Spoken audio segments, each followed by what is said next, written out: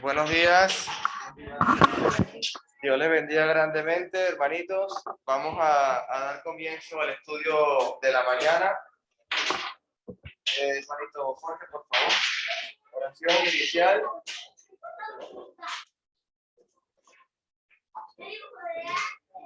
Buenos días, hermanos. Oramos. Buen Dios y Padre, gracias. Gracias le damos por esta mañana, Señor. Gracias por este día. Gracias por sus bendiciones, por permitirnos abrir los ojos, Señor, y poder contemplar su hermosura y darnos la oportunidad de poder estar una vez más, Señor, en su casa de oración, dispuestos a escuchar y a aprender más de su palabra. Señor, rogamos su bendición en este día, que nos use como instrumento, Señor. Que bendiga a nuestro hermano Alejandro, que lo use, Señor, como ese instrumento que usted ha escogido y que lo ha preparado para este día, Señor. Permítenos ser buenos receptores, Señor, de su palabra, que podamos acogerla, atesorarla y practicarla, Señor. Quédese con nosotros en este momento, de principio a fin. Si hay alguien que viene en camino, rogamos que le cuide y le haga llegar con bien, Señor. Bendiga a todos nuestros hermanos y amigos, y que su nombre sea exaltado en este día. En Cristo Jesús se lo pedimos. Amén. Amén, hermanos.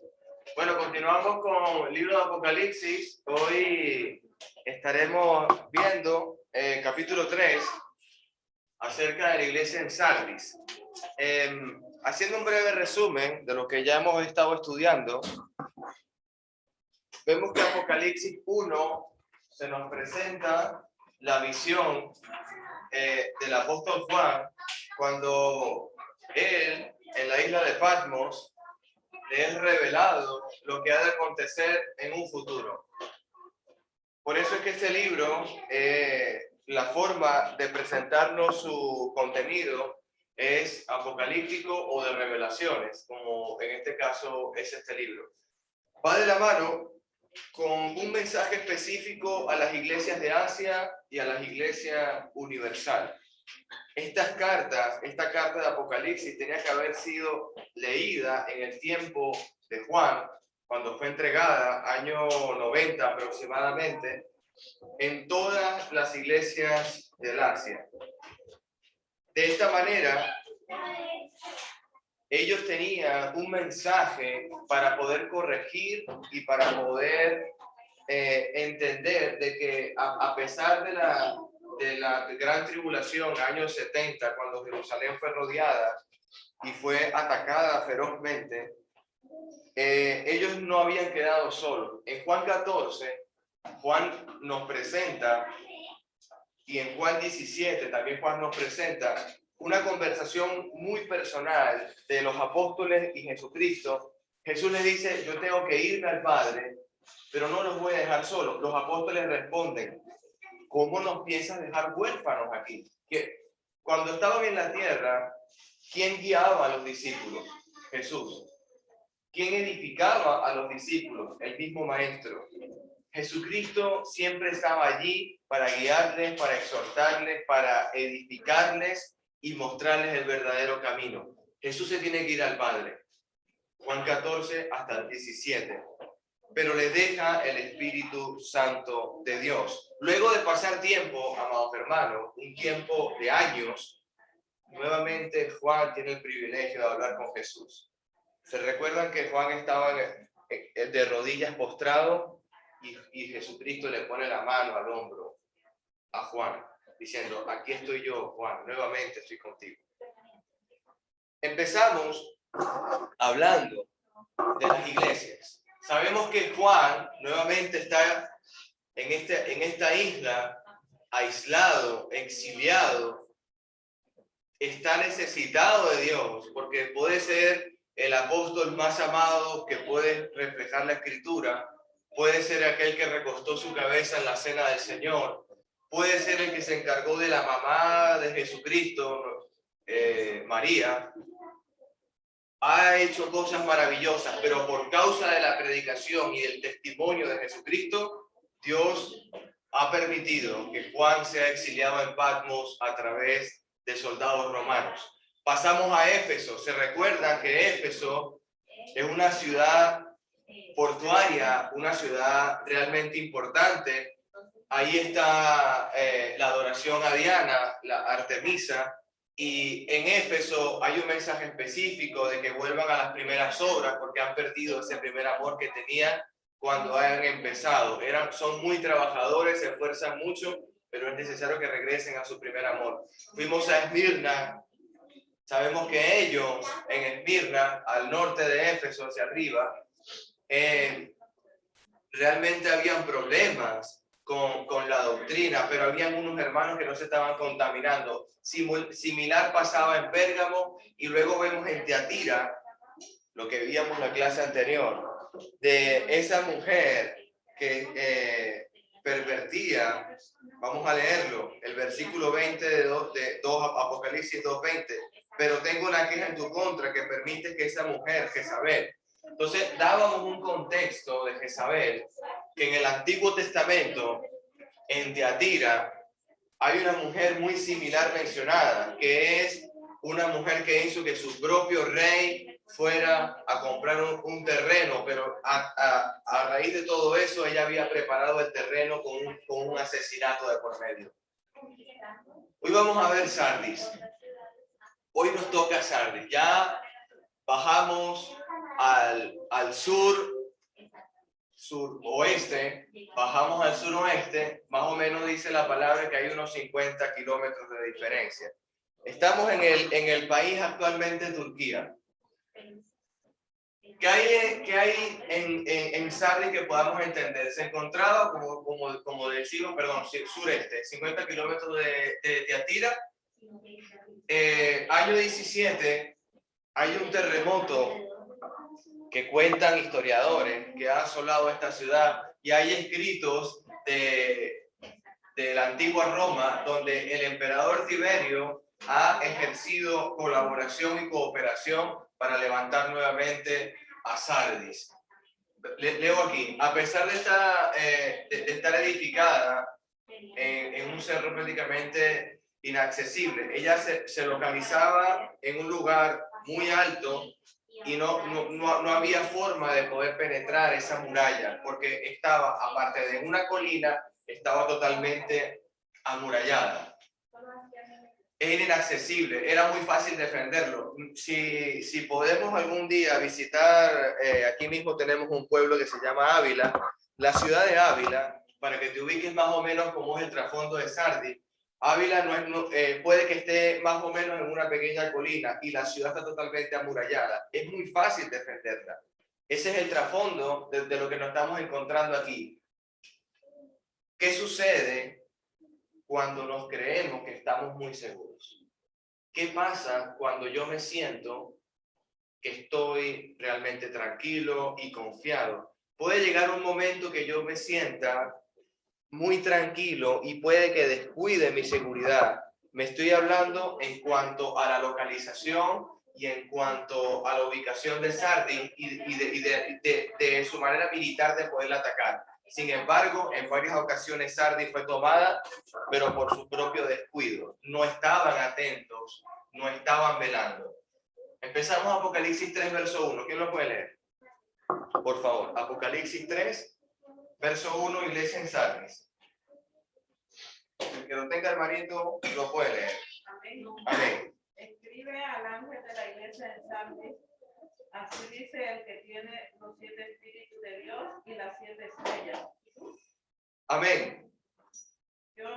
Sí, amén, hermano. Hasta ahí el verso 1. Yo sé todo lo que haces y sé que estás muerto, aunque parezcas estar vivo. Amén, hermano.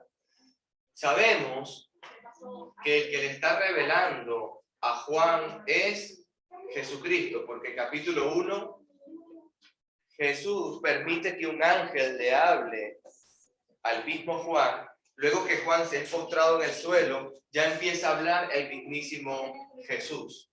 Entonces, Jesús le está dando un mensaje a la iglesia en Sardis, hermano. El mismísimo Jesucristo, con su Padre y el Espíritu Santo, desea darle un mensaje en Sardis. Yo sé todo, voy a leer aquí, yo sé todo lo que haces y que tienes la fama de estar vivo, pero estás muerto. Hay un paralelo que mis hermanos que dirigen la cena, inclusive yo también lo he utilizado. La iglesia en Corintio, el apóstol Pablo les dice: hay algunos de ustedes que participan de la cena del Señor, pero algunos de vosotros duermen. ¿Cómo una persona dentro de una iglesia que participa de la cena del Señor duerme? La palabra dormir en ese aspecto o en ese significado que está diciendo el apóstol Pablo es una muerte. Tú puedes estar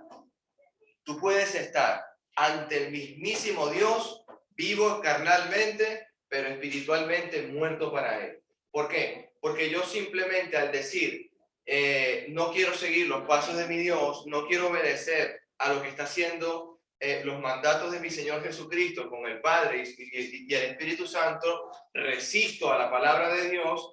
Hay una pequeña controversia entre mi relación con Dios. Ya no soy bienaventurado, no tengo una correcta relación con Dios. Ellos en Sardis es el mismo contexto de Corintio. Están dentro de la congregación, están participando de la cena del Señor, pero están muertos. Algunos duermen, dice Pablo. Aquí es similar. No todos en Sardis están muertos. No todos. ¿Por qué? Porque lo vamos a leer a continuación. Explicando un poco esto, Cristo se identifica como el que tiene los 7 espíritus de Dios. Eso ya lo sabemos. Inclusive Apocalipsis 1 nos dice. Las estrellas son los ángeles que son llevados a dar ese mensaje. Pueden que sean líderes espirituales, como pueden que sean ángeles literalmente que están llevando un mensaje a cada iglesia. Puede ser como en el tiempo de Abraham, puede ser como en el tiempo de Lot, que ellos mismos recibieron en sus propias moradas ángeles de Dios. Dice la palabra, estoy leyendo aquí, parece indicar su potestad sobre la vida de la iglesia. Efectivamente, el Todopoderoso le va a hacer un llamado de atención a la iglesia. Pero ¿qué sucede cuando el Dios mismo me está diciendo, yo conozco todo lo que tú haces, te crees estar vivo, pero para mí estás muerto? Tenemos que entender, hermanos, y vamos a tomar para nosotros esta mañana el mensaje de Sardis en cada uno de nosotros, inclusive como congregación. Yo conozco tus obras. Jesús sabe lo que hacemos. Yo conozco tus obras. Jesús conoce todo lo que yo puedo hacer. Un ejemplo, cuando el paralítico con los 4 amigos es descendido por el techo y lo dejan caer, interrumpen la predicación de Cristo y el evangelismo que estaba haciendo, Jesús le dice, tus pecados te son perdonados. Lo primero que dice al paralítico. Pero él, como sabe que estaban cavilando en sus corazones, es decir, no estaban hablando, sino que estaban diciendo en su mente y en su corazón, mira, ¿qué se cree este? Que perdona pecados. Este no es Dios para perdonar pecados. ¿Qué blasfemia estamos escuchando? Jesús le responde, como sé que están cavilando sus corazones, ¿qué es más difícil para Dios? Hace la pregunta, ¿perdonar los pecados o sanar al enfermo? Hoy nos preguntamos eso. Es un sermón que han dado aquí mis hermanos. Para Dios no es nada imposible. No es más difícil perdonar pecados o no es más difícil sanarlo. Para Dios cualquier cosa es igual. Como perdonarlo, como sanarlo, como resucitarlo entre los muertos. Para Dios es lo mismo. Dios tiene todo el poder. Esto lo dice y lo hace porque Él conoce nuestras obras, conoce lo que pensamos, conoce lo que arrojamos en mi corazón. Dios conoce esa raíz de amargura, ese pecado oculto que tú tienes ahí guardado para el día final. Yo te recomiendo, según la palabra, que es necesario confesar. Yo conozco tus obras. El renombre no impresiona a Cristo. Es decir, nosotros somos la iglesia de Cristo en Sardis. No nos confundamos. Sabemos que estamos dando nombre de aquel que murió por nosotros. Sardis le sirve al Señor Jesucristo. Sardis le está sirviendo al mismísimo Dios. Quizás tomamos el Dios de los ejércitos para enaltecernos, pero Jesús nos va a explicar que tú puedes utilizar su nombre, tú puedes utilizar realmente su Trinidad perfecta, y para Dios no es importante. Te voy a dar dos paralelos. Mateo 7:21. Muchos me dirán en el día final, Señor, Señor, en tu nombre echamos fuera demonios. Señor, Señor, en tu nombre hicimos milagros. Señor, Señor, en tu nombre profetizamos y anunciamos palabra de Dios. Y Jesús les respondió, apartados de mí, hacedores de maldad. El nombre que estamos utilizando, tenemos que tener cuidado, porque Sardi lo está utilizando, pero no con la forma correcta. Versículo 2, nos manda a despertar. ¿Quién lo puede leer, por favor? Versículo 2. Leo. Sí. Sé vigilante y consolida lo que queda, lo que está a punto de morir, porque no he hallado tus obras perfectas delante de ti. Sé vigilante, sé un centinela de Dios, despierta porque estás dormido. Para mí estás dormido, estás muerto. El apóstol Pedro en sus epístolas nos dice, los quiero despertar con amonestación. Quiero que se despierten. El mismo contexto. Fortalece lo poco que te queda. Lo poquito que queda en tu corazón, fortalécelo. Eso poco que ha quedado de ti. Porque no, todo lo que estás haciendo, yo conozco tus obras.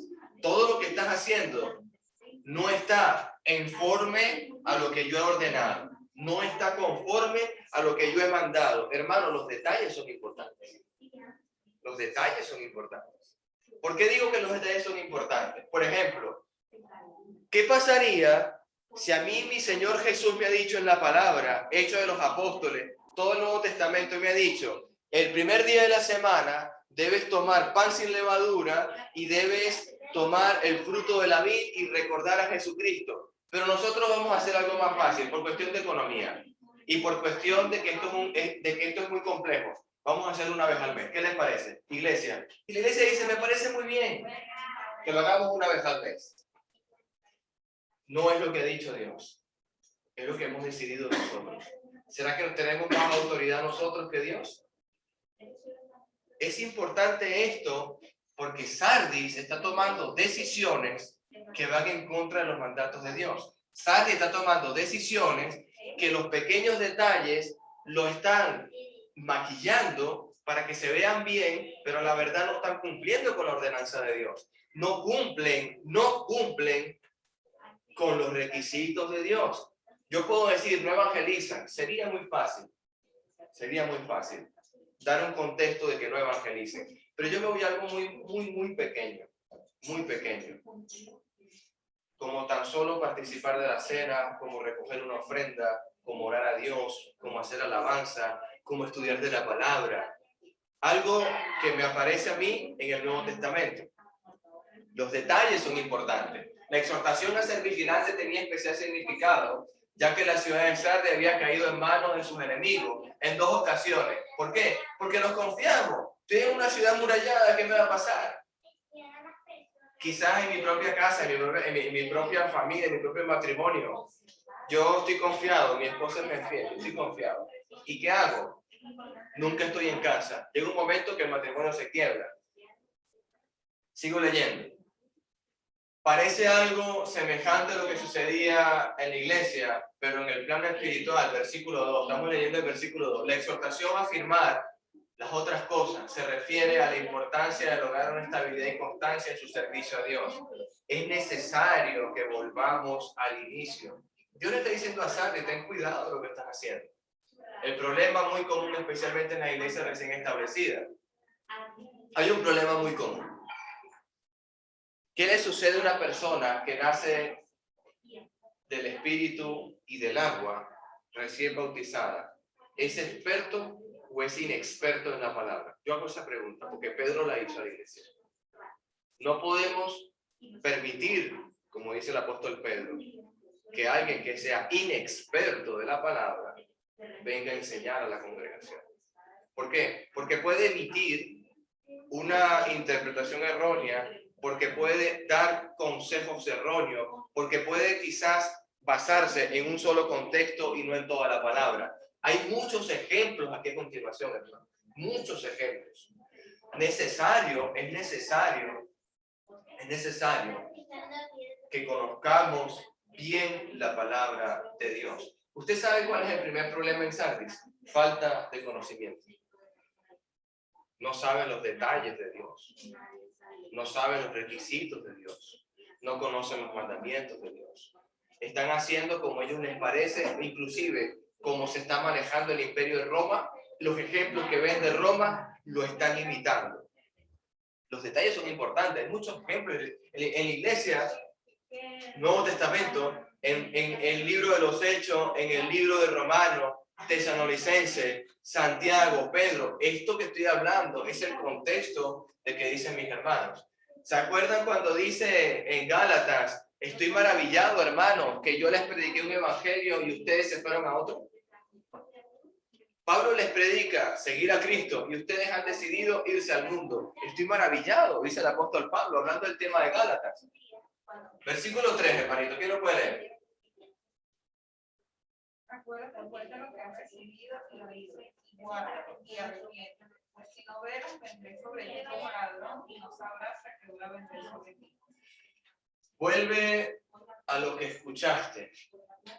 Cuando Dios ha hablado en su palabra, hay que escucharlo, hay que oírlo.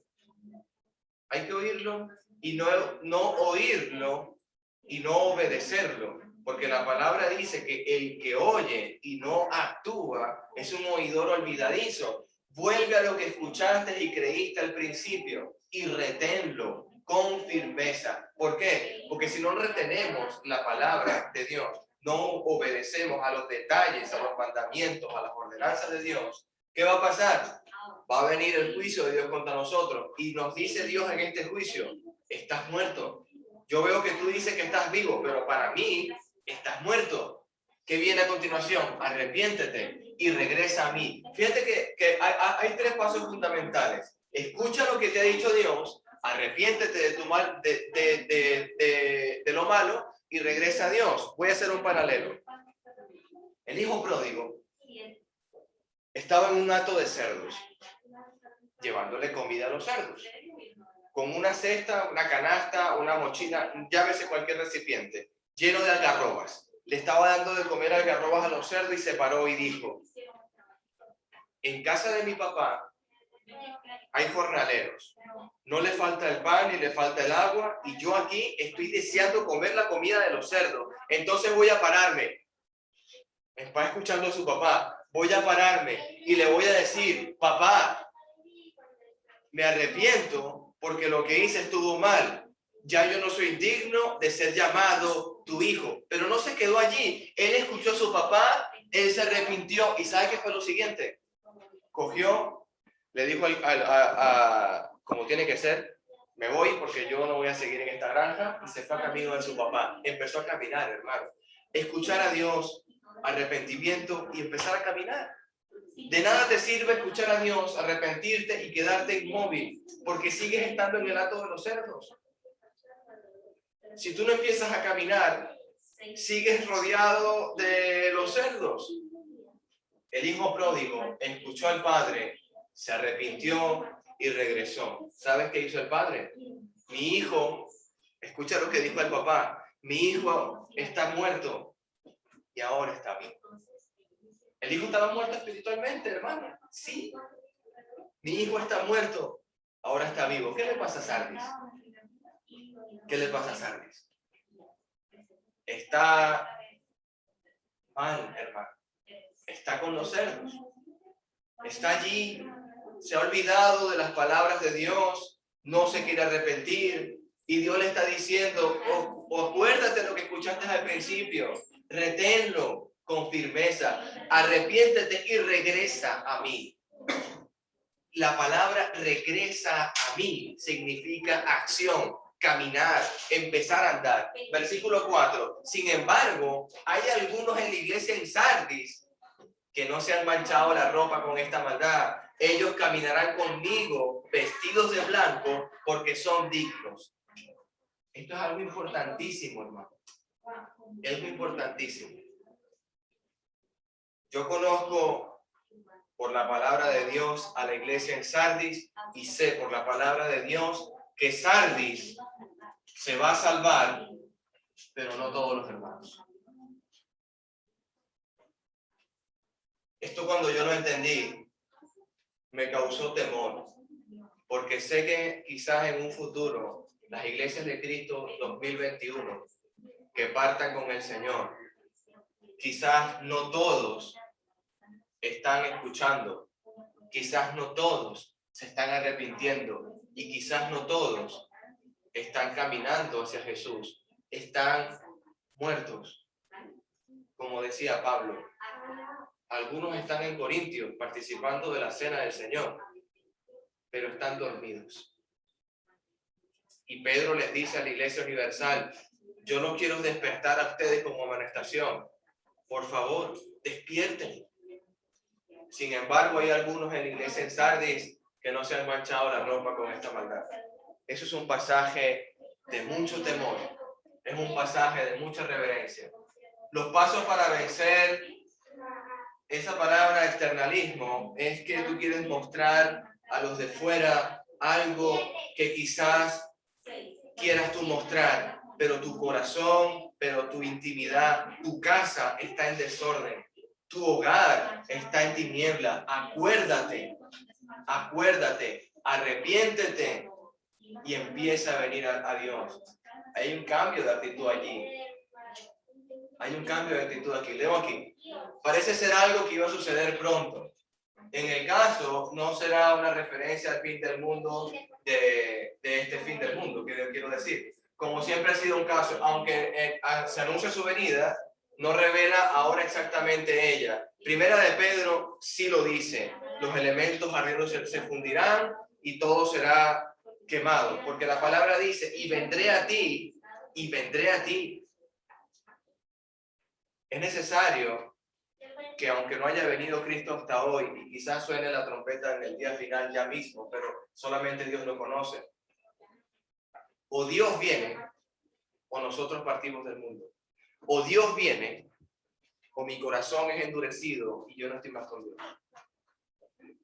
Cualquiera de las circunstancias que nos podamos elaborar, cualquiera de las hipótesis que yo pueda establecer, cualquier situación que yo le pueda plantear ahorita para poder mejorar este contexto, todas se resumen a que estoy muerto.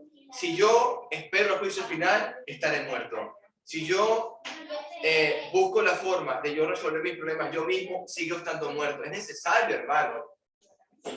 Porque si yo parto de este mundo por enfermedad de coronavirus, si yo parto de este mundo porque afuera me dio un paro respiratorio, lo que sea, enfermedad o lo que suceda en mi organismo, que me encuentre con Dios, cuidado de no estar arrepentido y cuidado de no estar con Dios. Todos los que salgan vencedores serán vestidos de blanco.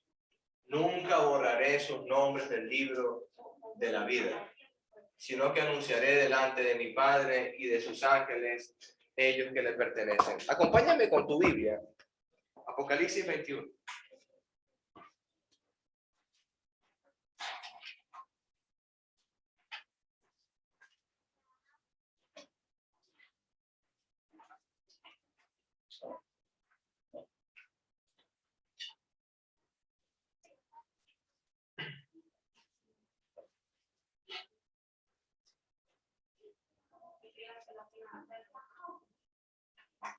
Apocalipsis 20, amados hermanos. Vamos a leer un poquito antes. Versículo 11. Lee conmigo. Y vi un gran trono blanco y al que estaba sentado en él. La tierra y el cielo huyeron de su presencia, pero no encontraron ningún lugar donde esconderse. Vi a muertos, tanto grandes como a pequeños, gente muy importante y gente menos importante, de pie delante del trono de Dios, y los libros fueron abiertos. Hermano, todo el canon bíblico fue abierto. Desde el libro de Génesis hasta el libro del Apocalipsis fue abierto. ¿Por qué? Porque el juicio final no es tan solamente para nosotros los gentiles. El juicio final no es solamente para nosotros. El juicio final le pertenece también al mismísimo Adán. Le pertenece a Abraham, le pertenece a Isaac. Ellos anhelan y añoran enfrentarse al juicio de Dios. ¿Sabes por qué?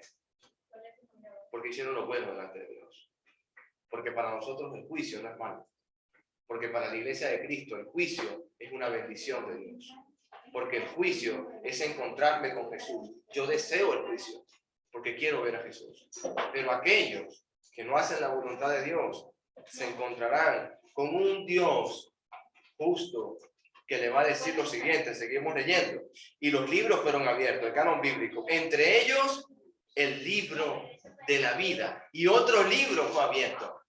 El libro de la vida. Pero Jesús está diciendo a Sardis que si tú perteneces a la iglesia y eres un vencedor y perseveras, has escuchado la palabra del principio, te has arrepentido, has empezado a caminar a los pies de Cristo, ellos dirán, son los vencedores. Y Jesús te dice, no borraré sus nombres del libro de la vida. Este libro está aquí, seguimos leyendo. A los muertos se les juzgó de acuerdo a las cosas que habían hecho, según estaban en lo escrito en los libros. A los muertos, toda la creación fue juzgada por lo que estaba escrito en la Biblia. No por otra cosa, no por lo que nosotros hayamos decidido como congregación. ¿Nos parece bien participar una vez al mes, iglesia? Sí, nos parece muy bien. Y no oímos la palabra.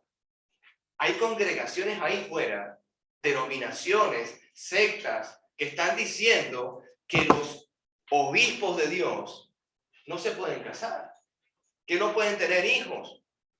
Están diciendo ahí fuera que esa cena del Señor y recordatorio de Cristo es solamente para el ministerio, no para la grey. Están diciendo que solamente eso se puede hacer una vez al año. Están diciendo que yo solamente tengo que acordarme de mi Dios un día al año o una semana al año. Dios se tiene que acordar todos los primeros días de la semana.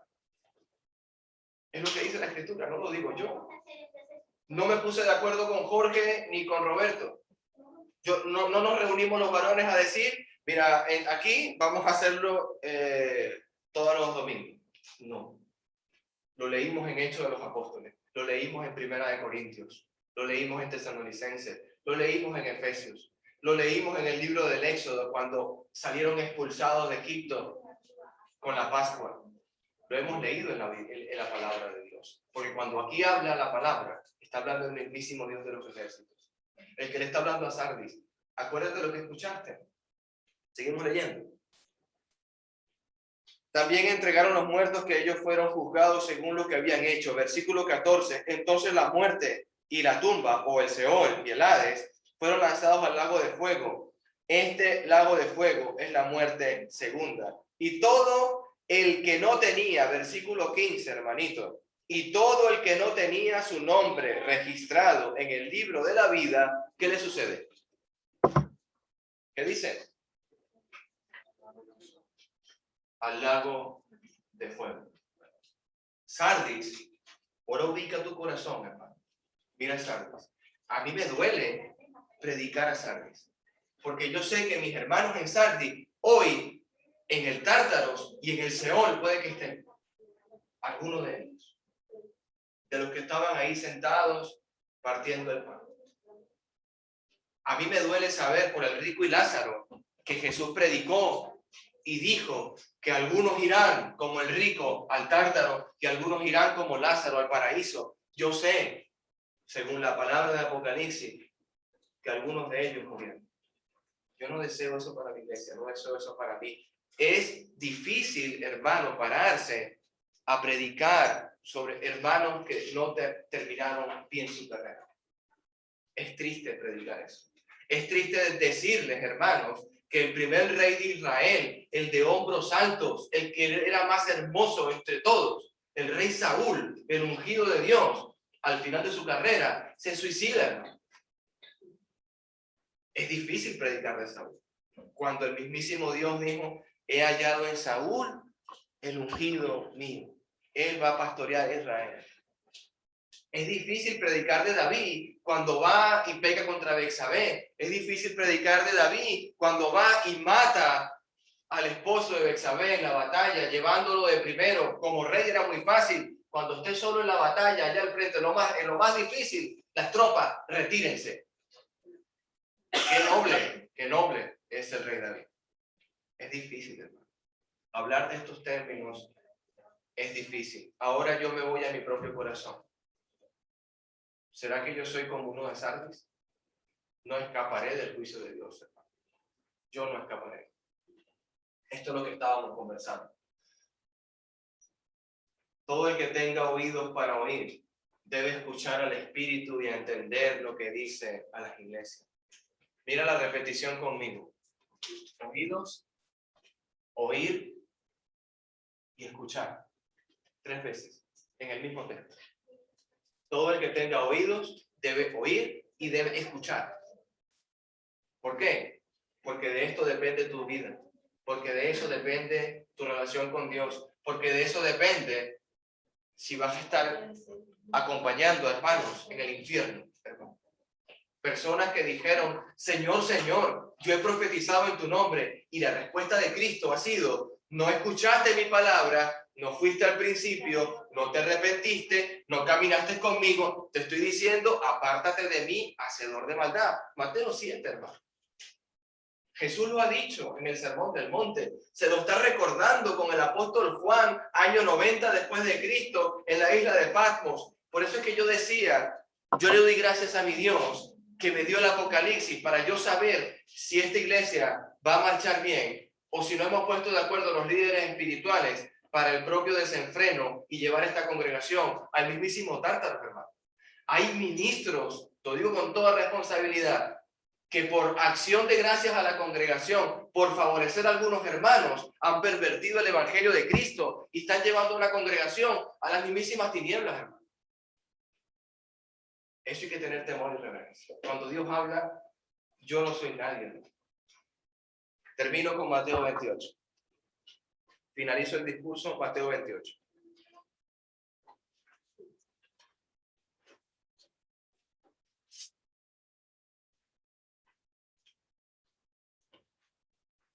Mateo 28, 18, el que lo tenga lo puede leer, hermano. Con eso finalizamos. Mateo 28, 18. El que lo tenga lo puede leer. Mateo 28, 18. Amén. Jesús se acercó y les dijo, toda autoridad me ha sido dada en el cielo y en la tierra. Hermanito Lester, toda autoridad le ha sido dada a Jesucristo en el cielo y en la tierra. Pregunta, ¿cuánta autoridad tengo yo? Si Jesús tiene toda autoridad. Yo no tengo ninguna. ¿Se han dado cuenta, hermanos? Jesús tiene toda autoridad en los cielos, con su papá, nuestro Padre. Tiene toda autoridad en la tierra, a través del Espíritu Santo que nos está guiando en este libro esta mañana. Y yo no tengo ninguna autoridad. Juan, ¿cuánta autoridad tiene Juan? La autoridad de Juan es llevar un mensaje. Amén, hermanito Jorge. Sí, es muy importante la enseñanza, hermano. Yo creo que muy claro. La palabra es muy clara y yo creo que sí estudiamos